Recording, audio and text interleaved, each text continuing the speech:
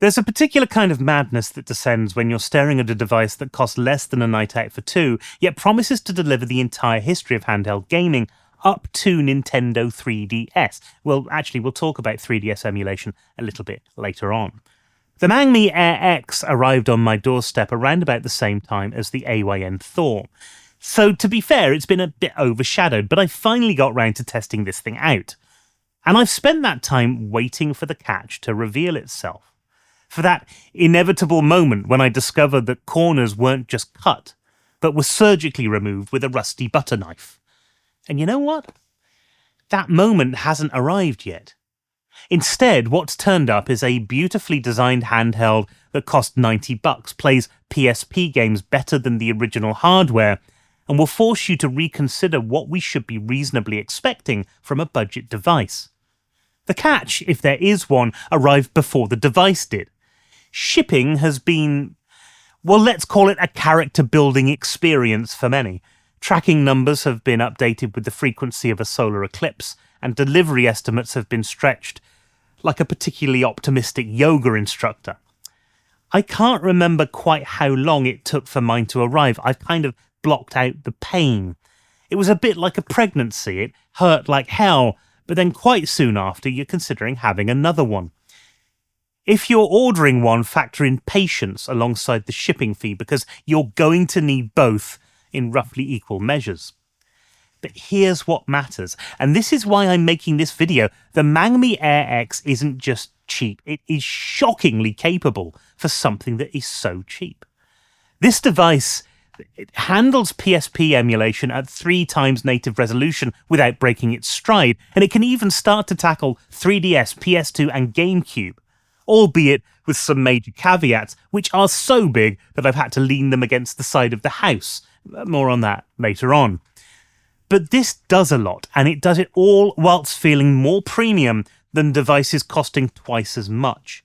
The buttons are quiet, the screen is gorgeous, and the Hall effect controls are the kind of things that you expect to see on handhelds with an extra $100 slapped onto the price tag. This isn't a budget device that's making excuses before you've even turned it on. This is a budget device that is rewriting the rules about what budget actually means. It's not perfect, Mark Hugh. I mean, nothing at this point is. The fan sounds less like a cooling device and more like a tiny mechanical protest against the laws of thermodynamics. The D-pad is so slippery that you could make an ice rink on it.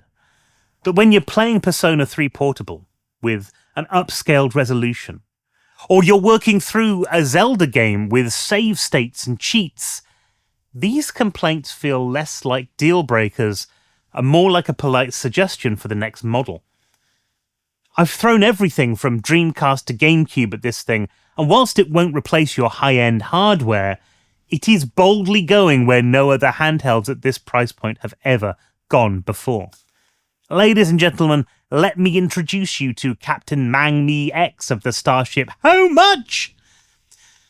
This device, which costs less than a decent pair of trainers, is set to give other companies a run for their money.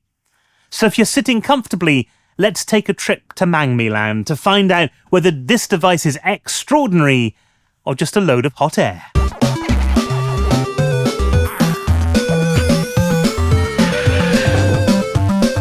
Okay, so let's get into what you're actually getting for your $90. The Mangmi Air X runs on a Qualcomm Snapdragon 662, which is a mid-range chipset from a few years back that settled into a comfortable retirement doing exactly this sort of work. You've got 4 Cortex A73 cores at 2.1 gig, 4 Cortex A53 cores at 2 gig, and an Adreno 610 GPU doing the graphics heavy lifting.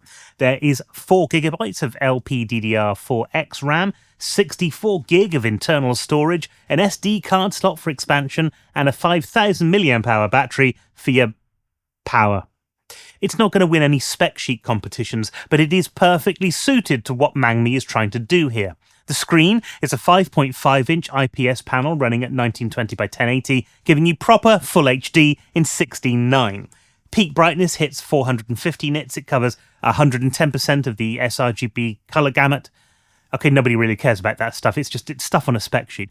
But honestly, it looks gorgeous for retro gaming. Colours are vibrant without being oversaturated, blacks are deep enough that you won't miss OLED too much, and brightness-wise, it's just about good enough for outdoor use, whilst getting dim enough for those late-night sessions where one more level turns into finishing the entire game. Now, let's talk about what this thing actually feels like in your hands, because I think that's much more important than the raw specs alone. This is where first impressions really get made. The body's plastic has this soft touch coating that feels premium. I wouldn't be surprised if a $1,000 device had the same plastic. There's none of that cheap hollow feeling that you sometimes get with handhelds at this price range.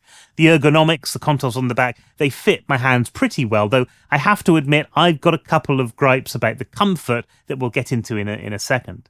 Weight-wise, it comes in 286 grams, but it feels lighter than that number suggests, which is a nice surprise. It's probably a bit too chunky for your average trouser pocket unless you enjoy looking like you're smuggling a particularly rectangular potato, but it'll slip into a jacket pocket without ruining the line. The controls are where Mangmi really spent their money wisely, and it shows. Starting with the D-pad, functionally, this is excellent. Precise, responsive, registers fighting game motions without throwing in false diagonals, and handles platformers beautifully. The only issue is the surface itself, which is so smooth and glossy that you would think that it was auditioning for the front cover of Vogue. A bit of texture would have made this so much better, a lot of difference. But mechanically, it's spot on. The face buttons are quiet, they're bouncy with a good travel distance, they're not going to wake anybody up during late night gaming sessions, and they feel pleasant to press. The start and select buttons, though, are a different story. They're small, they are clicky, they're right in the bottom right hand corner of the device. Reaching them feels like you're trying to solve a puzzle whilst also playing the actual game. If you've got select mapped as your RetroArch hotkey, and most of us do, you'll be doing finger yoga every time you try and get to the menu, which gets old fast, especially when you're setting the thing up. The Hall effect analog sticks are brilliant, genuinely impressive for this price point. They are accurate, responsive, they've got a wide range of motion, and there's no cardinal snapping or dead zones to complain about. The caps are swappable, which is handy, because they are quite small and they could definitely benefit from third-party replacements. But even with the stock caps, they feel precise during gameplay. They're smooth during racing games, they kind of work during platformers, and they're exactly the kind of quality that you would expect from something costing a fair bit more. I know I'm saying that a lot in this video, but with certain companies making a push for more expensive devices that do basically the same thing at a higher price point, it's kind of worth pointing out that this is cheap, but does a lot. The shoulder buttons are clicky micro switches that do their job without any drama, but the triggers are where things get interesting because these are proper analog triggers, which is unusual again at this price. They're smooth, they feel premium, but they reach their maximum input before they're fully depressed. By the time the trigger has travelled halfway, the input is showing 100%. This takes some adjustment because there's no software that you can use to change the way that works. That said, after a few hours of testing, then I found them really nice to use. They're a lot better than most other devices at this price, and for racing games especially, they do work a treat. Now, the screen deserves a little bit more attention as well. We're constantly going on about OLED panels, and don't get me wrong, I love them. In the Thor, they're just gorgeous. But this IPS panel at 1920 by 1080 delivers sharp, crisp visuals with vibrant colours, excellent contrast, and for retro gaming, it's absolutely stunning. Brightness-wise, it's fine for outdoor use. I didn't feel like I was squinting constantly, but I'm in Britain, so we don't have massively harsh sunshine at the moment. Indoors, it's fantastic, and if you really need to dim it down for nighttime play, then you shouldn't have any problems. Audio comes from dual downward-facing speakers that are perfectly adequate. You're not getting Bose performance here, nor should you expect it, but they're considerably better than the tiny, tinny, harsh sound that you often get from cheaper handhelds. But the major selling point of this device is actually the performance. And I'm pleased to report that everything up to and including PSP runs beautifully. I've tested this with a fairly comprehensive library of games, and the results have been consistently impressive. PSP emulation is excellent. I've been running most games at 3 times native resolution, giving you 720p visuals, and only a few problem children that needed dropping down to 2x. This is absolutely the sweet spot for this device, and this is where I've spent most of my time. PPSSPP from the Play Store works perfectly. No hacks needed, no frame skip, just clean, smooth PSP gaming at a higher resolution than the original hardware ever managed. Dreamcast, Nintendo 64 and everything below runs without breaking a sweat. Sega Saturn will run too, though you're better off using Yaba Sanshiro instead of the Beetle Core. Now, we need to get to PS2 and GameCube because a lot has been said about this. This is where expectations need to be carefully managed. When these specs were originally announced, I think we were all quite excited to see how much of those libraries it might be able to handle. This device shouldn't, by any reasonable standard, be capable of 6th generation console emulation. And yet here we are, with a device that occasionally surprises you by running games that it has absolutely no business to run. PS2 emulation is hit and miss, and that's being charitable. I've tested this extensively with various games, and the results have been all over the place. The lighter games from the library have a good chance of running acceptably. I've had decent experiences with things like Alien Hominid, or Ape Escape 2, or Crash Twinsanity, and a handful of others as well have worked quite well, but only when using the PAL versions of the ROMs because they run at 50 Hz instead of 60. They're less demanding titles. And the more demanding titles, or the ones that run a bit faster, they just simply don't work. Popular games that you'd actually want to play often struggle or just refuse to run at acceptable frame rates. And this isn't the device's fault, it's just physics winning the argument. GameCube emulation has the same caveats, but has been a surprisingly better experience overall. I've been using Dolphin from the Play Store, and whilst I'm not claiming that this is some sort of GameCube powerhouse, I've had some enjoyable sessions. Super Smash Bros. Melee runs considerably better than I thought it would. There's slowdown when you get, massive particle effects on the screen, but it's playable in a way that is far more enjoyable than I expected. F-Zero GX, on the other hand, runs at about 20 frames a second, and often dips much below that. It's playable, but it's not exactly fun, and it's often slower than I expected. I've also tested Double Dash, Metroid Prime, a few others. Some run well, some run a bit, and some run for the hills as soon as you try and boot them up. More of the GameCube catalogue seems to work compared to the PS2, but that's not saying much. 3DS emulation has been much better than both PS2 and GameCube, but it is still not everything that you'd hope for if that's the console you want to emulate. I've been using both Citra MMJ and Azaha because it's worth swapping between the two if one game isn't performing particularly well on one of them. Citra's been my go-to, though. You get much more of the catalogue running at native resolution and full speed compared to the 6th gen consoles, but we're still talking about a compromised experience as well. Obviously, since you've got one screen, of course, but for the games that do work properly, you can have some proper fun with this. The key thing to understand here is that 3DS, PS2 and GameCube are nice to have bonus features, not reasons to buy this device. Anything beyond PSP is an occasionally pleasant surprise rather than something that you should be factoring into your buying decision.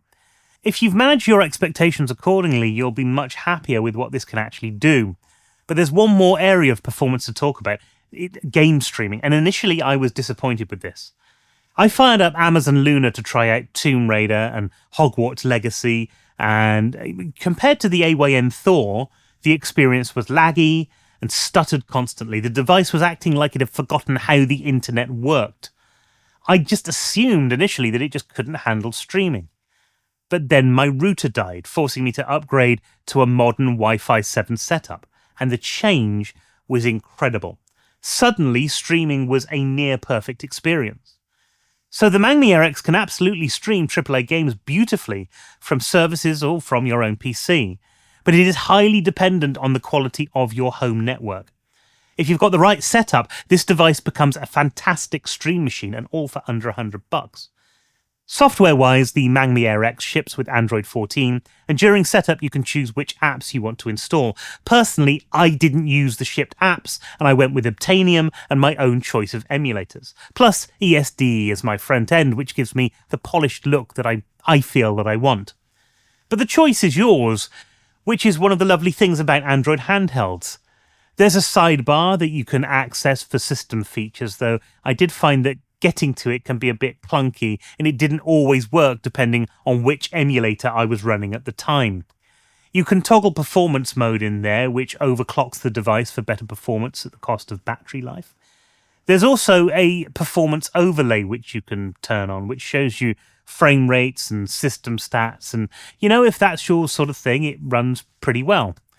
Fan modes are adjustable too: silent, balanced, and extreme, which runs consistently for maximum cooling. And I've actually been running mine on extreme because I've been testing some fairly demanding stuff. And you know what? It's not bad. It's not silent, though, which might surprise you if you're used to something like the Odin 2 Portal or the AYN Thor, which are very quiet fans. There's a bit of buzz, there's a bit of a whine, but honestly, I didn't find it that intrusive. Your mileage may vary, of course, and that's going to be a very personal thing. The device does get warm during extended sessions, particularly near where the processor lives, but it never becomes uncomfortable. Battery life has been solid without being spectacular. I've been getting around about 3 hours of continuous PSP or 3DS emulation. That's at full brightness with Wi-Fi on and the fan running, and of course. But that's pretty respectable for this hardware and screen. Lighter retro gaming pushes that well beyond the 6-hour limit, which is more than enough for extended sessions.